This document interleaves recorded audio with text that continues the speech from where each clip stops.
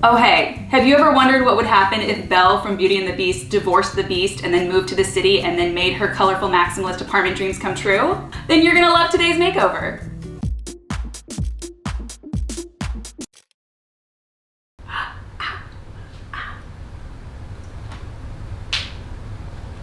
You're so cute. Oh baby, it's Laugh Cry DIY. I'm your girl Katie, and today we are here to give a room a very beautiful, very patternful, very maximalist makeover. I am in the living room of my friend, comedian, artist, Jessica Michelle Singleton. Jessica is on the road doing comedy, and I have come to her apartment to infiltrate it. You guys, before we go on, let me introduce you to today's very special four-legged co-stars. Here we have Moki and Blink. Are you in frame? Yeah, you're in frame. And they will be my very special assistants on today's program. Jessica has a common problem. She's got a lot of things in the space. Some of these things have been inherited, some things she found as great scores, but she just doesn't know how to totally tie this room together. So the assignment today is to add color, add pattern, and pull the space together to give Jessica the beautiful living room of her dreams. Moki, are you a colorful maximalist? If you are, say nothing. Wow. Oh my God. Slow zoom. Cute slow zoom. So before we do anything else to the space, let's talk about the layout. We're gonna address the biggest problem in the room, which is this coffee table. This is an IKEA Kallax. It's a classic piece. It can be used as a low credenza, it can be a bookshelf, it can be anything you want it to be. But for this space, it's way too big for the scale of the sofa. And one thing Jessica needs to solve in this space is where to put her TV. And the place that makes the most sense is right here behind me at the base of the stairs. Yes, it's far away from her sofa, but sometimes you have to work with the space and you don't want to block it with anything. So we are going to move this all the way to this wall. But obviously it's black and that's not going to work because we want it to blend in. So we're going to paint it white along with that bookcase. She has this weird funky corner. We all have weird spaces like this in our homes, but this actually fits perfectly a kitty corner. And it almost looks like a built-in, but obviously it stands out because of the color. Jessica has a lot of pieces. She's got her sofa, she's got her Kallax coffee table, and she's got this incredible, stunning, absolute gem of a piece. It's a beautiful antique. She found it on the side of the road and she told me she has brought it to like 3 apartments in a row and that she'll never part with it. We do not want her to because it is absolutely beautiful. It's a brocade velvet. It is pure luxury. But the only problem is that this type of piece is obviously it's a little bit irregularly shaped and it's kind of funky and you don't totally know where to put it. And so she has put it against the wall. And this is what we call wallitis. And that is the condition in which you don't know what to do with your furniture, so you just put everything against the wall. And while it does technically fit here, it is not getting the shine and spotlight it deserves. So we're gonna handle some other DIYs first, but we will come back to give this beauty the love she deserves.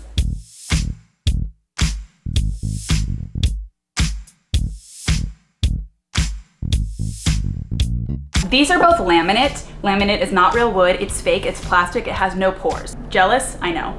So we're gonna prime and paint, but first you gotta sand. This is 220 sandpaper, nice and fine, just to scuff it up, give that primer something to hold on to.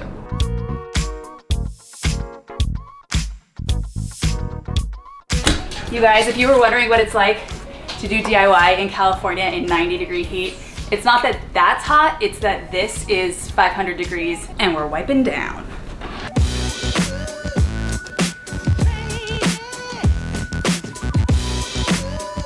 Moki, are you a good project manager? How do you think it's turning out? It's too hot, let's go inside.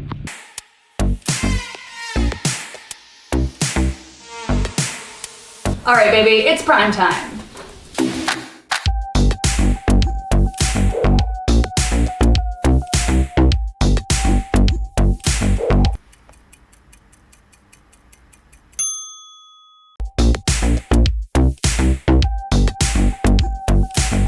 Okay, we've done a few coats of paint. While that dries, I'm just gonna do something fun to this window.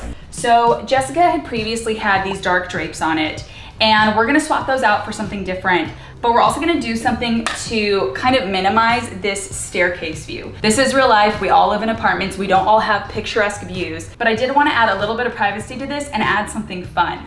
And the answer is rainbow privacy film. Ooh, can you see? This is simple film you get on Amazon.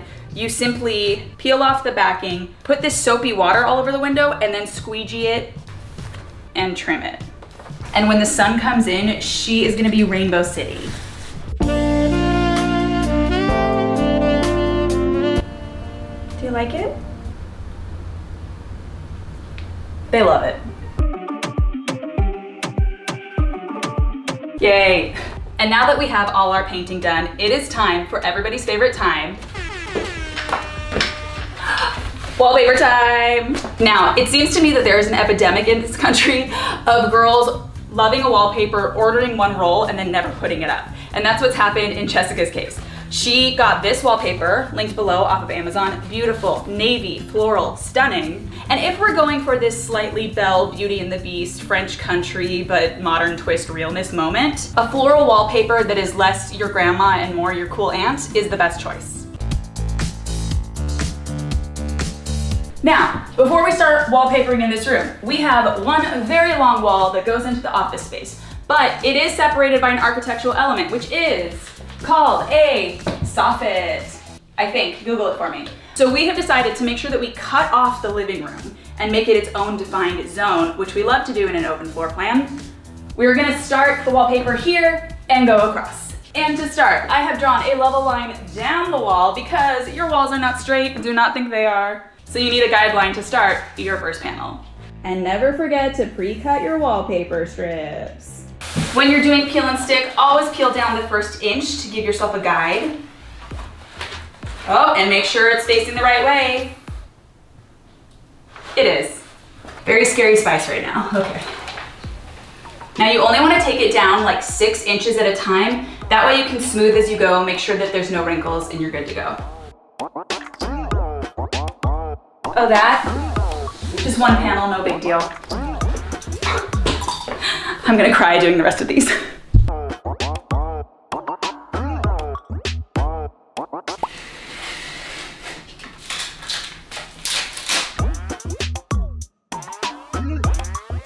I'm doing great. I have a helper here today, Jessica's friend Sam, but he does not want to be on camera, but there's his gorgeous helping hand. Hi, and welcome to Katie's Moment of Hell. Guys, here are some tips for ordering wallpaper. When you order it, you need to order more than you think you will ever need, and you want to order them all at once because they print wallpaper in the same batch, and so sometimes if you order 2 different types, you'll get a slight color variation. I did have Jessica order a few backup rolls from the original batch that she ordered, but what we've learned is not that there's a slight color variation, but that there is a cut variation. These pieces are from one roll, and we have a huge, giant roll of additional wallpaper, but the cut does not match, which means that the pattern is completely off at every part of the seam. No! But I'm gonna show you how we can fix it, tweak it, and fake it so that no one will ever know except for me, you, and the internet. Welcome to our corner of hell. All right, we have run out of pattern match, so we're gonna do the sneaky thing.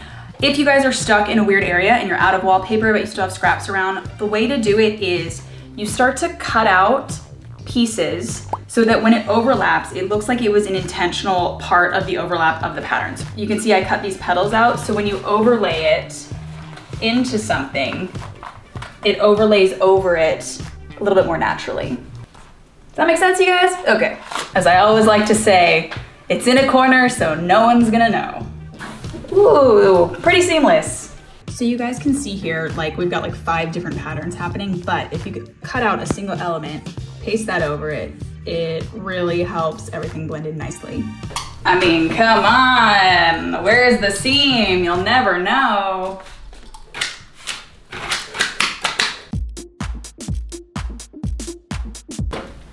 Wallpaper is up, but you know we're not done. We are going to add some more things on top of this wallpaper because we're crazy and that's what maximalists do. First, I gotta figure out placement of the couch and all that stuff. And we are gonna add a great rug to tie the space together as well. There are a lot of colors going on in this space. There's a lot of pattern. And while we love patterns, we love pattern clashing, finding the right rug for this room was a little bit tricky. We wanted something to ground the space, but something that wasn't too busy. So I actually, shockingly, went with a neutral in an interesting shape. Ooh, Giraffe print, round, oval, shocking. This was not the original rug I wanted. In fact, we had a different rug in mind, but it did not fit with the space, by which I mean we could not find the dimensions in that rug or any similar rug. But it was a happy accident because I realized maybe something we could do instead in this space is, instead of a giant square, giant rectangle, bring in some nice curves with an oval shaped rug. Now we have to add in Belle, the star of the show today. So instead of putting her against the wall, we're gonna float her to create a conversation pit vibe in the living room space. I also like how the oval rug plays off this oval piece of furniture, which is an unusual shape in a side chair, but we love it. Now, we were already feeling our kind of gold glam, slightly French provincial, slightly grandma fun aunt chic vibe. We wanted to put a gold mirror above the sofa, and while everybody's doing the round gold mirror, which I love, it's very modern, very chic, very clean, we found this piece on Facebook Marketplace for $40 and it blew our minds. Are you ready?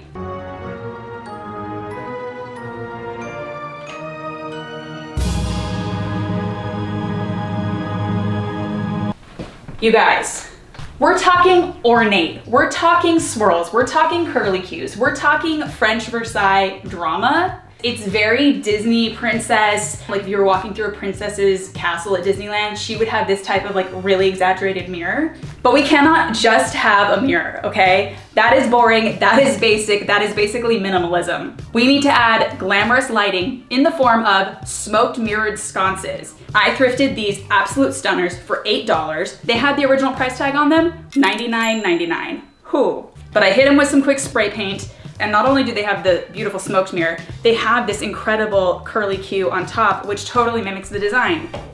Clearly, it was meant to be. And I do want to mention that we did hang this mirror a little bit high, and if you haters come after me, listen to me. It's a really big, ornate, heavy mirror, and it's really easy for people to hit their heads or knock something, and we don't want people dying for design. We want people dying while designing. Now, Jessica already had these beautiful, stunning mustard yellow velvet throw pillows, which we love, but we did want to bring in a light pattern. No, when you're mixing patterns, the way to do it is to work with contrast. So you can see here, we have a really large, busy, round floral print. So we chose some bold geometric patterns in navy to accent that simply and nicely. And we could have got perfect matching pillows, but we wanted it a little bit funky. Link, do you like the pillows? Now, you may remember Jessica had curtains here, but they were short and they were dark, and I wanted to give her something more dramatic, more elegant, but more cozy, and really just more grand to fit the space. So first things first, we moved the curtain rod to the ceiling. Always move your curtain rods as high as possible. And we added stunning velvet mustard drapes with these adorable little pom-pom trims, just to add texture, to add beauty, to add glamour, and really bring the elegance into the space. Do you like the rug? Yes, we're gonna take a makeover break. You wanna hang out?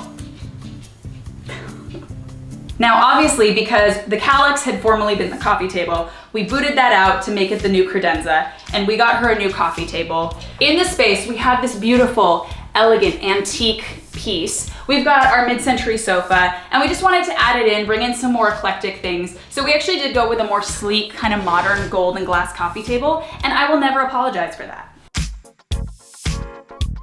Again, we love that the key to interest in a room is contrast sometimes. So I actually like that this is square, it's very geometric, it has this interesting shape, and I feel like it plays nicely off of a lot of the soft round shapes we have in the room. But we are still not done adding drama to this space. You guys know I love greenery in all forms. I don't care if it's real or fake. Studies show that fake plants make you happy too. So to make the room feel a little bit more alive, I sure as hell thrifted this giant ass tree. Oh boy. And its base is like a full ass country basket. Are you kidding? Oh, and did I mention that we put in battery operated candles? Now, some people feel like when you have a conversation pit, if it's not perfectly squared off, it's not correct. That's not necessarily true, but I did want to give Jessica a little bit of variety of seating options if she has more people over, if she wants to cuddle up on the couch. And instead of having a sectional or full separate seat, I thought it would be great to add a poof. And I wanted something that was like rich and regal, so I wanted a warm leather poof. But guess what? Those are really expensive. So I thrifted a fabric poof and I painted it to look like leather. Oh my God! I will have that episode linked below if you want to see how I did this.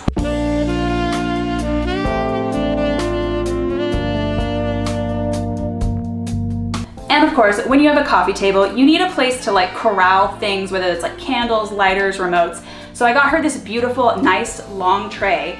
This is a kitchen serving platter. I got it for two reasons. One, it's nice and long and oval, which is pretty. Two, it has these incredible gold handles with this like amber lucite material. My jam queens, tell me what this is. It's absolutely beautiful. And this is a hack I like to do for trays.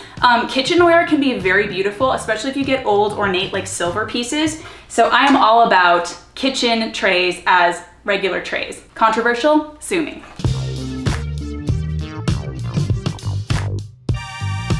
And we're getting these shelves put back together, adding a little zhuzh, adding a little styling just for fun. Because you guys, where would Belle be without her books and her candles and her journal prompts for bad bitches? And we are so close to being done, but we wanted to make this little nook its own moment because when she walks in, it will be the first thing she sees. She had this gorgeous antique mirror that used to be on a dresser that she also, I believe, found on the side of the road.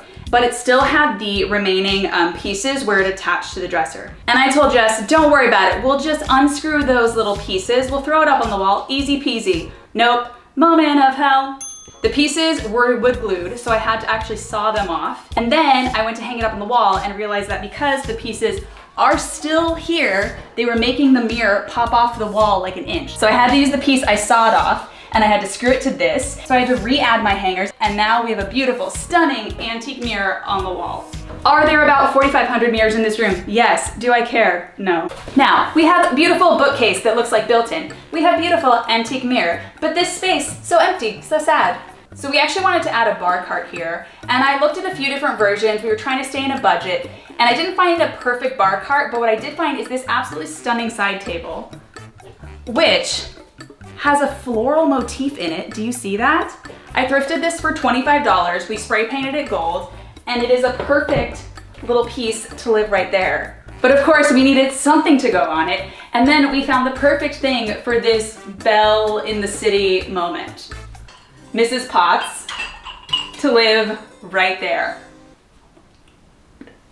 All right, you guys, we've wallpapered, we've drilled, we've sawed, we've painted, we've sanded, we've prayed, and finally, you guys are ready to see your final reveal.